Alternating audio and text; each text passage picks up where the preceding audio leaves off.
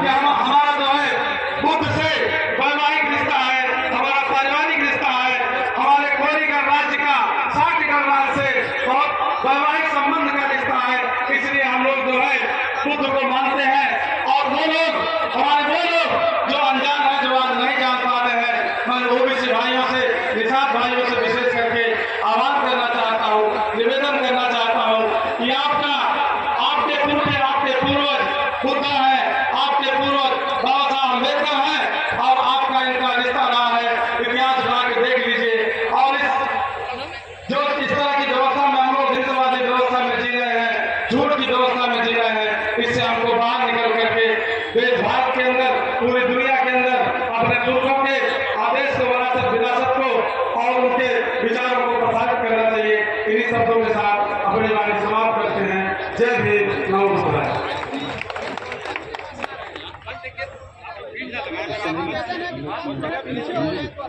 Doctor जिन्होंने LLM करने के बाद PhD की कानून व्यवस्था में, और वो वकील भी हैं और इसके साथ साथ वो पूर्व मंत्री भी रहे।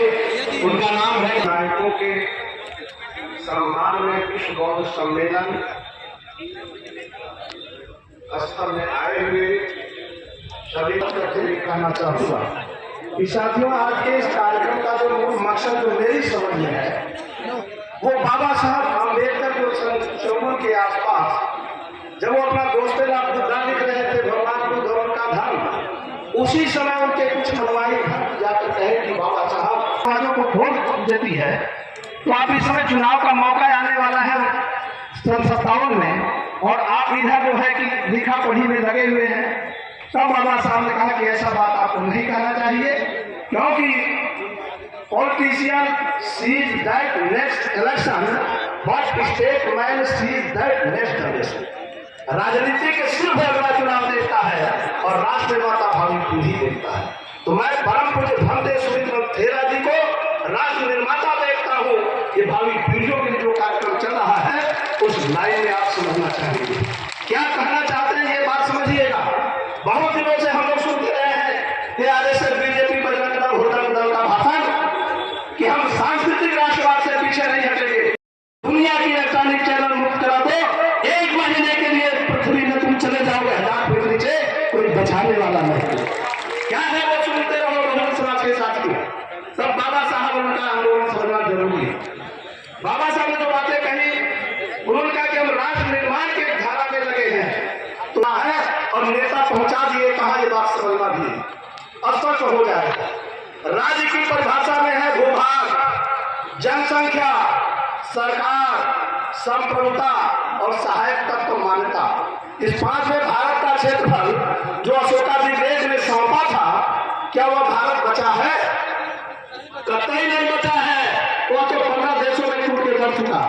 मौजूदा क्षेत्रफल 32,87,263 वर्ग किलोमीटर है। और दूसरा जनसंख्या, तो जनसंख्या 1,42 करोड़ से ज्यादा हो गई है। तीसरा सरकार, पूरा बहुजन समाज के लोग बताएं भारत सरकार आपकी है या इस सरकार में आप गुलाम है, हरवा चरवा है वोट देने। मेरी बात हो सकता है बुरा लग जाए, क्षमा करिएगा। और चौथा है संप्रभुता। क्या दादा चंद्रगुप्त अशोका दिग्गज की क्षमता का आप हैसियत हो? कोई मुख्यमंत्री प्रधानमंत्री है आपके सामने? बहुजनों के 90% में कोई नहीं है। इसका मतलब सबके सब गुलाम है। और 5वां है आपका मान्यता। सुपर पावर अमेरिका और रशिया के तर्क पर आप पावरफुल नहीं हो, बल्कि आपकी प्रधानी में भी लाभ खाते हुए से ज्यादा आपकी औकात नहीं है। आगे है राष्ट्र की परिभाषा। आपका भूभाग तो वही 263 लाख वर्ग किलोमीटर, जनसंख्या भी 1,42 करोड़ है। लेकिन तीसरा जो राष्ट्र की परिभाषा का आवश्यक तत्व है अब देश में लागू, आप हिंदू बन चुके हैं, यानी वर्ण व्यवस्था, जाति व्यवस्था। और फूले साहब पेरियार साहू अम्बेडकर जगदेव काशीराम जी की कृपा है कि हम लोग थोड़ा सांस लेने के लायक हैं। अगर नहीं कानून बना होता, अंग्रेजों ने नहीं बनाया होता, तो आप पीढ़ी दर पीढ़ी हम गुलामी करते होते। आगे की लाइन है कि धर्म के आड़ में हमारे साथ जो धंधा चल रहा है, बड़े लाल जी का किताब पढ़ लीजिएगा। रहा जहां तक सवाल की संस्कृति में आपका विचार, आचार, त्योहार, संस्कार से क्या आपका बचा है? बिना पुरोहित के आप एक कदम नहीं चलोगे। ऐसी स्थिति में आपसे आपका देश छीन लिया गया है और आपका राष्ट्र दोनों छीन लिया गया, यानी देश और राष्ट्र दोनों छीन लिया गया, क्योंकि राष्ट्र की अंग्रेजी नेशन है और देश की अंग्रेजी कंट्री है। कंट्री और नेशन दोनों अलग चीज है, दोनों को मैंने हल्का डिफाइन कर दिया। अब ऐसी स्थिति में आपका देश आपसे छीन लिया गया और आपका राज्य भी छीन लिया गया, राष्ट्र भी। तो बाबा साहब ने करा दो तो अब खुद गुलामी की जंजीरें तोड़ फेंकेगा। इसके लिए बाबा साहब ने सब 32 में वोट का अधिकार दिया। जगदेव बाबूराम स्वरूप वर्मा के बाद, कांशीराम के बाद कोई नेता भारत भूमि पर बहुजन समाज का देश और राष्ट्र की आजादी की लड़ाई लड़ता होगा। इसलिए मैं आपसे कहना चाहूंगा साथियों कि अगर बाबा साहब का कारवा हम पूरा करना चाहते तो बाबा साहब ने एक और संदेश दिया था कि जिस कारवा को मैं बड़ी मुसीबतों को सहते हुए, हृदय विदारक अंबानों को झेलते हुए बेशुमार विरोधियों का मुकाबला करके लाया हूं, जहां तक इसे किसी भी कीमत पर पीछे मत जाने देना, हो सके तो आप छोड़ देना। कहां आप खड़े हैं, कहां बहुजन समाज खड़ा है, इनकी हैसियत इतनी हो गई कि संविधान मिटाने, राष्ट्रीय ध्वज हटाने के लिए तैयारी करके भाषण दे रहे हैं। निर्लज्जी में पार्लियामेंट के अंदर क्या बैठाए हैं, सिंबल राजदंड लगा दिए हैं। ये पूरा लोकतंत्र विरोधी है और पूरी भाजपा आरएसएस को मठिया में करना जरूरी है। ये आपसे आह्वान करने आया हूं। क्यों आया हूं? क्योंकि अगर आप बाबा साहब के सच्चे अनुयायी हो, भक्त हो, क्रांतिकारी हो, तो आपकी ड्यूटी बनती है कि अपने पूर्वजों का कारवा वोट की ताकत से छीन लो। जो भी बीजेपी आरएसएस की वजह से एक भी वोट देता है बहुजन समाज का, मुझे लगता है कि जगदेव बाबू के आरएसएस नेताओं की बात करते हैं, किसी भी कीमत हो अपने माता पिता की वैध संतान नहीं है। इन बातों के साथ अपनी बाड़ी को विराम देता है। जय भारत वाले हैं ये। कभी इनको बुलाइए, 4-5 घंटे के कैडर सुनिए तो आंखें खोलेंगी कि वाकई हम लोग कैसे राजा महाराजा थे। तमाम लोग हमसे नाराज ना हो कि हम बोलने का उन्हें समय नहीं दे रहे हैं। प्रयागराज वाले तो बिल्कुल ना हो, क्योंकि प्रयागराज के लोग आयोजक हैं। अगर सब लोग ऐसे ही बोलेंगे तो इस कार्यक्रम हमें 1 महीना चलाना पड़ेगा। टोटल कितना चलाना पड़ेगा? वक्ता लोगों की सूची 350 हो गई। कितनी हो गई? 3 महीना चलाना पड़ेगा और ये कार्यक्रम 4 घंटे का है। इसलिए जो बाहर से आए हैं उनके विचार सुनिए। बात ये महत्वपूर्ण नहीं कि हम बोले, महत्वपूर्ण ये है कि संदेश जाना चाहिए विचारधारा का, लोग जुड़े आगे बढ़े। इसी श्रृंखला में इंजीनियर अशोक लखनऊ से चलकर आए हैं। मैं उनसे निवेदन करूंगा कि 2 मिनट में अपनी बात कहकर के उद्बोधन करें, संबोधन करें। इसके बाद मैं अगले बड़े वक्ता को बुलाता हूं। तब तक बाबा साहब के पोते भीमराव यशवंतराव रास्ते में आ गए हैं, आने वाले हैं, बस मोड़ पर पहुंचने वाले। आइए इंजीनियर साहब।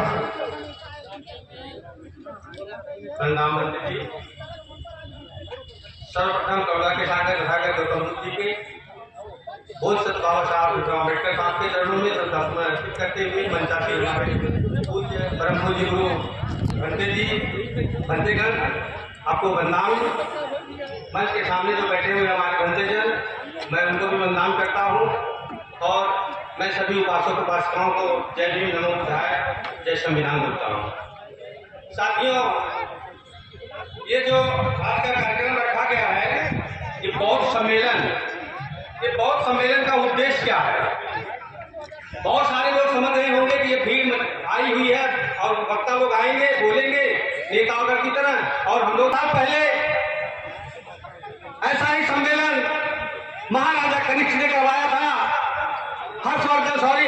महाराजा हर्षवर्धन जी ने करवाया था।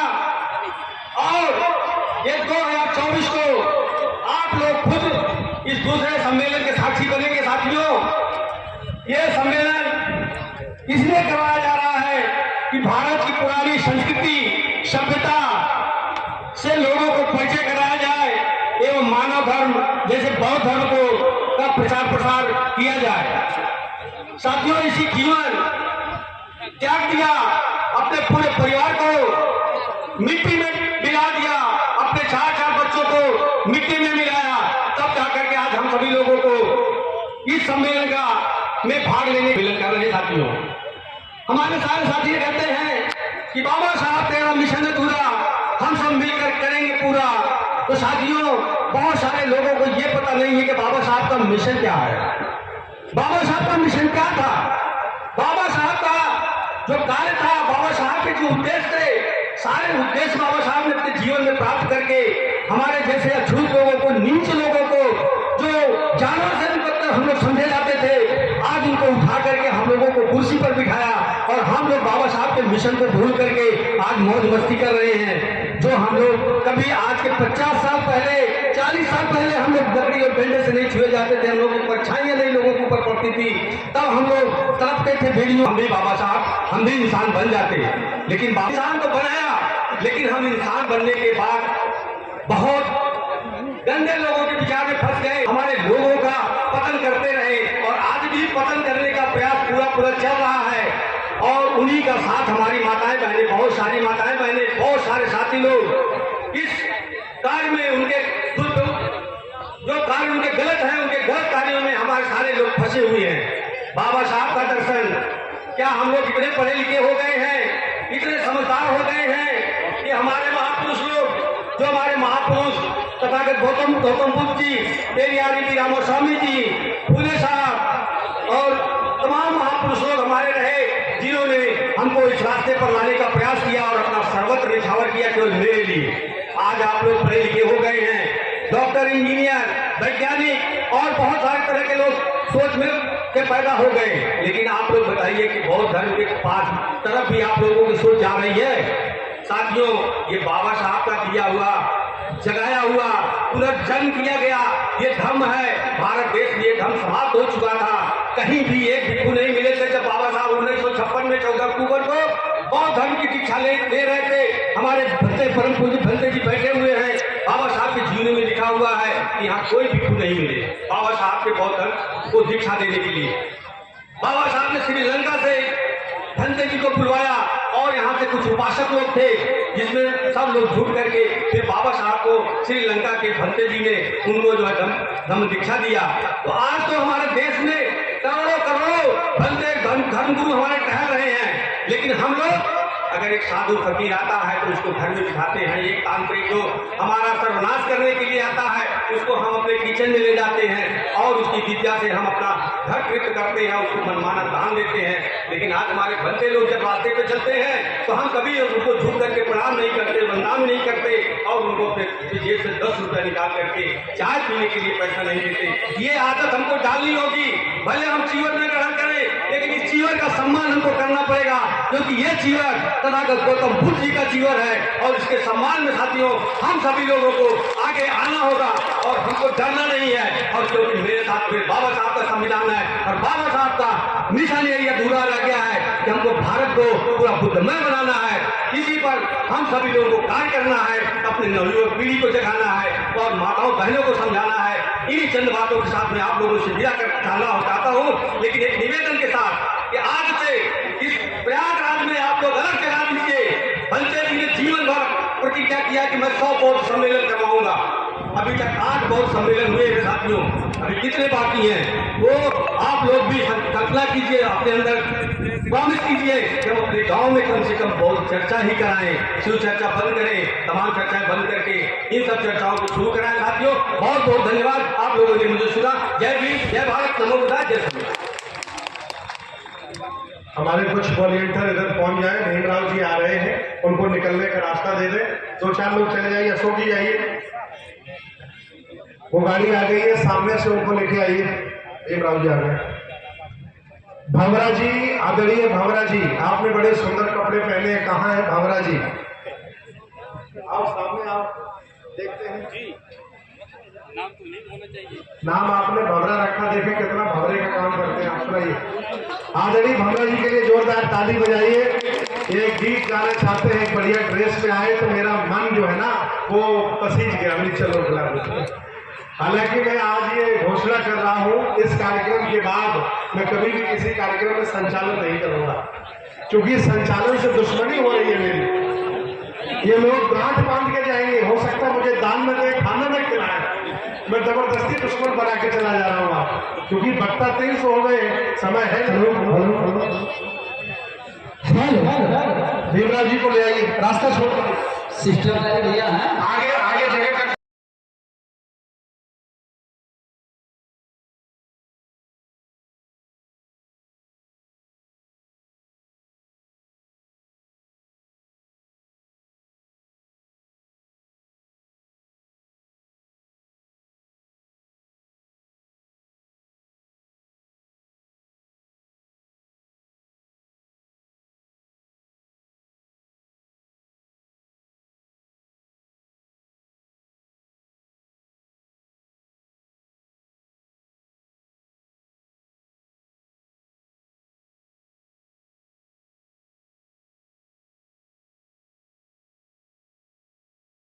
आदरणीय मदन साहब, ये सब लोग थोड़ा पीछे हो जाए, इनको बोलिए। अवनीश भाई, प्रदुम भाई, जहाँ कहीं भी हों, मंच के करीब आए। इंस्ट्रूमेंट पर।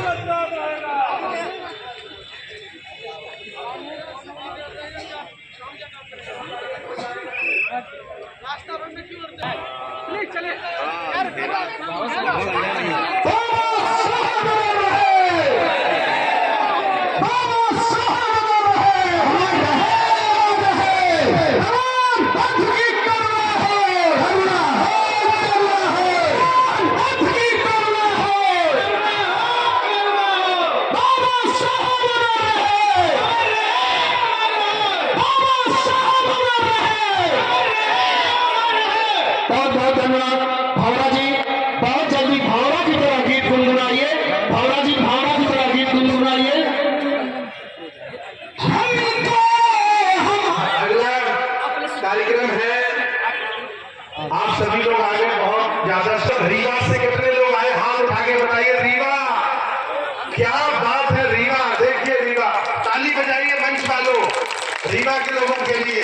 बहुत बहुत धन्यवाद। रीवा के लोग बैठ जाइए। यहाँ सतना के लोग कितने हैं, सतना, देखिए सतना के लोग बैठे हैं। चंदौली के लोग कितने हैं, चंदौली, चंदौली के डॉक्टर साहब अकेले हैं का। कौशाम्बी के लोग कितने हैं, कौशाम्बी, कौशाम्बी वाले हाथ उठाइए, काफी संख्या है कौशाम्बी की। प्रतापगढ़ के कितने लोग हैं, प्रतापगढ़, असली राजा महाराजाओं का गढ़। फतेहपुर के लोग कितने हैं, फतेहपुर, फतेहपुर, खागा फतेहपुर। जौनपुर के कितने लोग हैं, जौनपुर, जौनपुर के बहुत कम लोग। भदोही के कितने लोग हैं, भदोही के राजा महाराजा। आदरणीय चेयरमैन साहब को मैं देख रहा हूँ, इनकी टोपी, इनकी मूछे। आदरणीय अरुण मौर्य जी जिंदाबाद बैठे हैं। आप ये मत कहिए भट्टे जी पहचान नहीं रहे, सबको मैं देख रहा हूँ। इसके बाद मिर्जापुर के कितने राजा महाराजा, मिर्जापुर हाथ उठाइए। मिर्जापुर काफी है। बनारस से कितने लोग आए, बनारस, आदरणीय भट्टे जी बनारस से आए, देखिए हाथ उठा दिया इन्होंने। चित्रकूट के कितने राजा महाराजा, चित्रकूट से हाथ उठाइए। अरे भट्टे जी काफी है, चित्रकूट से आए। इसके बाद बांदा से कितने लोग आए, बांदा। एक हमारा खुद का मीडिया हो, खुद का, जैसा कि जी टीवी है, एबीपी न्यूज है या एनडीटीवी है, वैसा हमारा खुद का चैनल हो। तो ये हम लोग एक सोच लेके जा रहे हैं। और ये संभव कब होगा, संभव तभी होगा हम लोग सब साथ मिलकर ये काम पर लगेंगे। देखो भाइयों और बहनों, हम लोग, हमारा जो समाज है, एससी, एसटी, ओबीसी और माइनॉरिटी, हम लोग 90% कितने हैं, 90%। और हमारे को राज कर रहे लोग 5 या 10% लोग राज कर रहे हैं, हमको यूज कर रहे हैं। तो वो आप कब तक उनको यूज करने देंगे, उसका भी कुछ लिमिट है। हमारा जो शोषित समाज है, वो शोषित समाज और भी नीचे जा रहा है, क्योंकि ये 5 या 10% लोगों की वजह से हम लोग का शोषण हो रहा है। जो रिजर्वेशन पॉलिसीज है, प्रमोशन से हमारी जो भागीदारी 90% होनी चाहिए, वो उनकी 90% है और हमें है, इसीलिए हमारी ये परिस्थिति है। इसीलिए हम लोग ये जो मूवमेंट हम लोग ने खड़ी की है, वो है कि इकोनॉमिक डेवलपमेंट विंग है, उसमें बिजनेस विंग है। उसमें हम क्या चाहते हैं, हमारे समाज के जो युवा है और जिसको बिजनेस करना चाहते हैं, वो आगे आए और उनको हम प्रॉपर ट्रेनिंग देकर, उनको प्रॉपर गाइड करके, जो गवर्नमेंट की जो अलग अलग स्कीम बनाई हुई है, वो स्कीम हम उनको समझाएंगे, वो स्कीम के ऊपर आपका काम करवाएंगे। हर क्षेत्र में आपको बिजनेस कर सकते हैं, जैसे कि एजुकेशन है या इंजीनियरिंग है और रिटेल में है, तो बिजनेस करने के लिए बहुत अपॉर्चुनिटीज है, पर हमारे लोगों को उसकी जानकारी नहीं है। इसलिए ये जो हमारा जो ग्रुप है वो आपको जानकारी देगा, आपको अवेयरनेस करेगा, और जो आपको बैंक वाले खड़े नहीं करते लोन देने के लिए या इसके लिए, हम आपको तैयार करेंगे। ये जो इकोनॉमिक विंग का और बिजनेस विंग का जो कार्य होगा वो आपको तैयार करके, पॉलिश करके, और सामने कैसा इंटरव्यू के लिए फेस करना बैंकर्स के लिए, वेंचर कैपिटलिस्ट के लिए, वो हम लोग का काम होगा। और दूसरा, करियर गाइडेंस। हमारे जो बच्चे हैं, हम लोग बोल रहे हैं कि अभी नौकरियां बहुत कम हो गई है, पर ऐसा कुछ नहीं है। प्रॉपर ट्रेनिंग उनको देना जरूरी है। स्किल डेवलपमेंट जो विंग है, एजुकेशन और स्किल डेवलपमेंट, वो विंग के माध्यम से हम आपको ट्रेनिंग दे सकते हैं। दूसरा, बहुत अच्छी अपॉर्चुनिटी है जर्मनी और जापान में जाने की। जो बच्चे जर्मनी और जापान में जाना चाहते हैं उनके लिए भी बहुत अच्छा प्रोग्राम है, पर उसके लिए ट्रेनिंग कोर्स होता है, जापानीज और जर्मनी का कोर्स सीखना पड़ता है, तो वो भी हम ऑर्गेनाइज कर रहे हैं। तो ये ऐसे अलग अलग कार्य है जो सोशल, इकोनॉमिकल और ये जो डेवलपमेंट जब तक नहीं होता है तब तक हमें पावर मिलेगी नहीं। इसलिए इकोनॉमिकली हमें स्ट्रांग होना होगा, हमें सोशली स्ट्रांग होना होगा और कल्चरली भी स्ट्रांग होना होगा।